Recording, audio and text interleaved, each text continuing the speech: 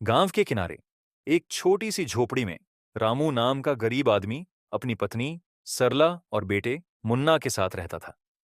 रामू दिन भर मजदूरी करता, लेकिन फिर भी 2 वक्त की रोटी जुटाना मुश्किल था। पर रामू के पास एक अनमोल चीज थी, उसकी भगवान शिव के प्रति अटूट भक्ति। हर दिन वह गांव के मंदिर जाकर शिवलिंग की सफाई करता, बेलपत्र चढ़ाता और मन से हर हर महादेव इस हादेव का जाप करता। उसकी भक्ति इतनी सच्ची थी कि लोग उसकी हंसी उड़ाते, लेकिन वह बिना किसी परवाह के अपनी सेवा करता रहा। एक दिन गांव में अकाल पड़ा, काम बंद हो गए, खाने के लाले पड़ गए। रामू के घर में अन्न का एक दाना भी नहीं था। भूख से मुन्ना रोने लगा। सरला की आंखों में आंसू थे, लेकिन रामू की भक्ति डगमगाई नहीं।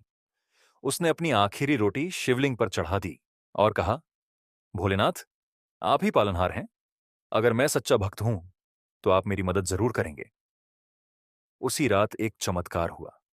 गांव के सेठ गिरधारी लाला ने सपना देखा कि शिवजी ने उनसे कहा, मेरा भक्त भूखा है, तू उसकी मदद कर। सुबह होते ही सेठ रामू की झोपड़ी पहुंचा और बोला, रामू, भगवान शिव ने मुझे आदेश दिया है कि मैं तेरा सहारा बनूं। अब से तुझे काम की चिंता करने की जरूरत नहीं। सेठ ने रामू को अपने खेतों का मुनीम बना दिया और उसके घर हर महीने अनाज भेजने लगा। रामू की आंखों में आंसू थे।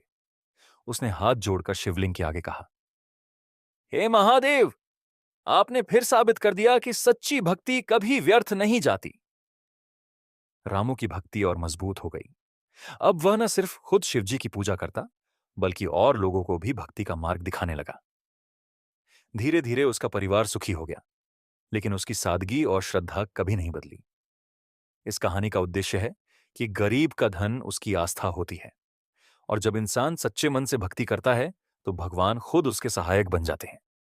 यही भोलेनाथ की महिमा है, यही सच्ची शिव भक्ति आके है।